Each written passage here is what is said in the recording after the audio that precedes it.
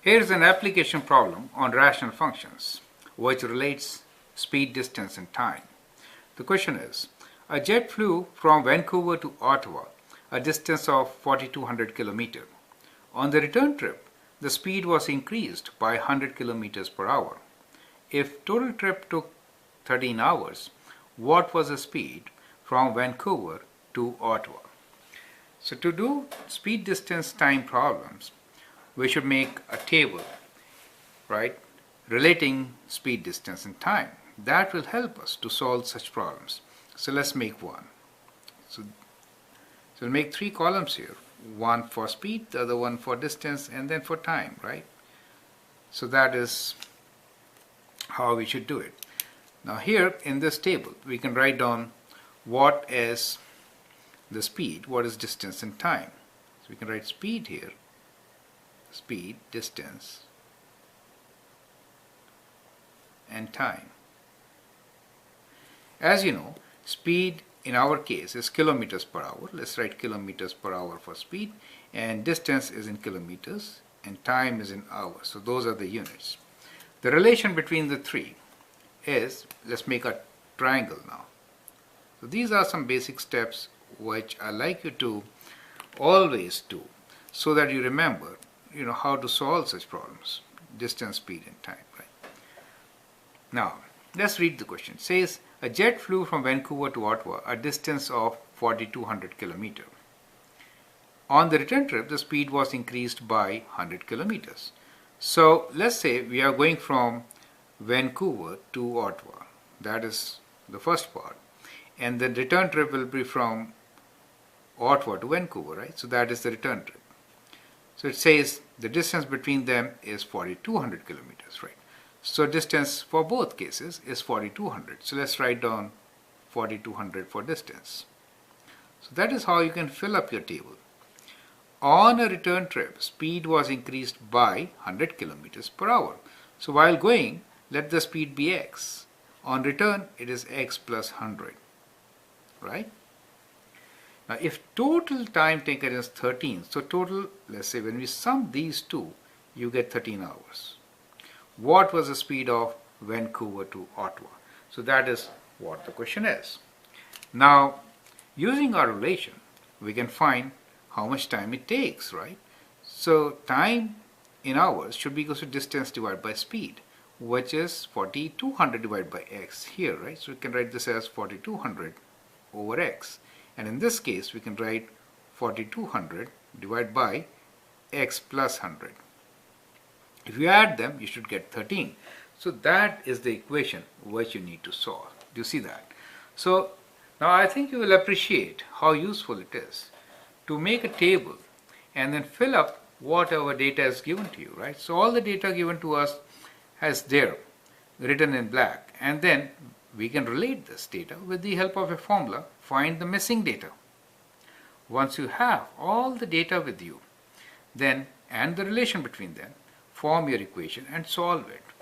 Now, the statement, if total trip took 13 hours, helps us to make the equation.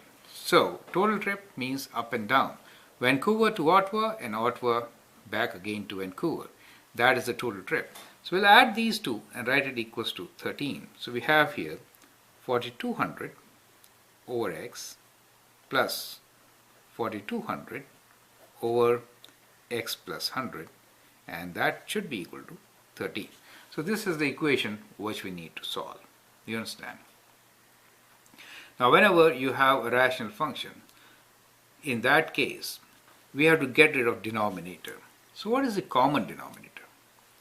Common denominator for us is x times x plus 100. So let's multiply both sides by x times x plus 100, okay?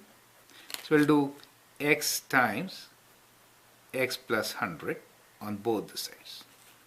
From this side also and the other side also. So that will help us to get rid of fractions and be simpler for us to solve the equation. Right? So when you multiply this, apply distributive property with the first term, x and x will cancel out. So you'll get 4,200, and within brackets you get x plus 100. Do you see that? So what I'll do is, since 4200 is common, I'll keep 4200 as common for the time being. So I have 4200, and within bracket, I get 4200 times x, right? So I'll get x plus 100 within the brackets, right? So x and x cancels, I get 4200 times x plus 100. Now in this case, what happens is, x plus 100 gets cancelled and 4200 gets multiplied with x, so I get plus x here. Do you see that? And on this side, we can multiply by x, we get 13x squared plus 1300. Alright? So this is what you get on the right side. Now it's time to bring them together. So we get here 2x plus 100. So let's open the bracket. So 2x times 4200, that means 8400x plus 4200 times 100 means 420000 equals to 13x squared plus 1300, right? Now we should bring all the terms together on one side, so it becomes a quadratic equation. Then we can use quadratic formula to solve it, right? So let's bring all these terms to the right side. So we get 0 equals to 13x squared, and then within x we have, well, this was 1300x. When you 13x times 100 will be 1300x, right? So we have plus 1300x. We'll do take away minus 8400x minus 4200. So this is the equation you get. Now you can combine these two terms. At this stage, it's better to use calculator, right? So we have 1300 minus 8400.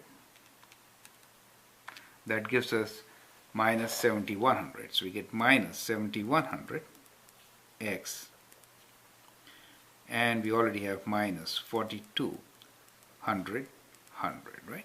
So that is the expression which we have.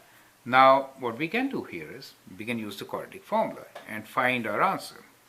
So quadratic formula, x equals to minus b, which is minus of minus 7100, so I get 7100, plus minus, we have plus minus, square root of minus 7100 square minus 4 times a, which is 13, times c, which is minus 4200, right, square root, divided by 2 times a, which is 2 times 13, right?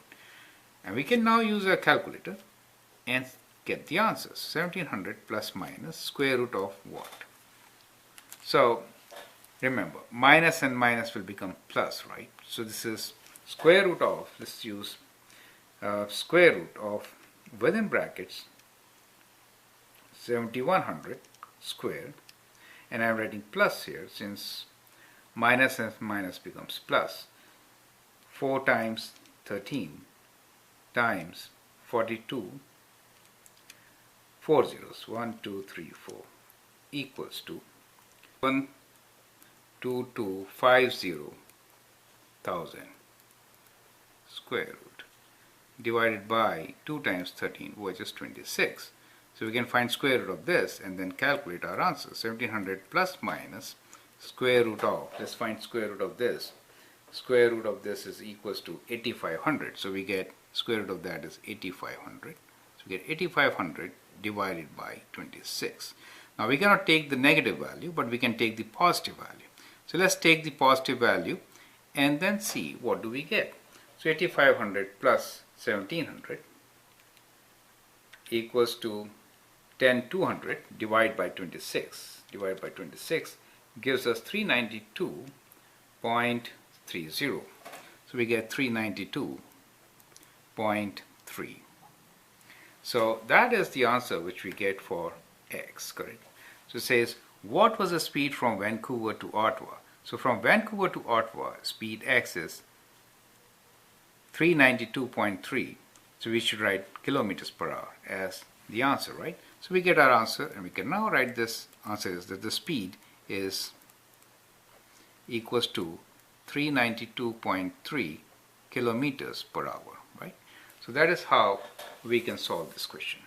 The idea here is that when we are doing speed, distance, time problems, it is important to put values in a tabular form. Then from there you can get your equation. In solving equation, steps are get rid of fractions by multiplying by common factors and then bring them to one side, right?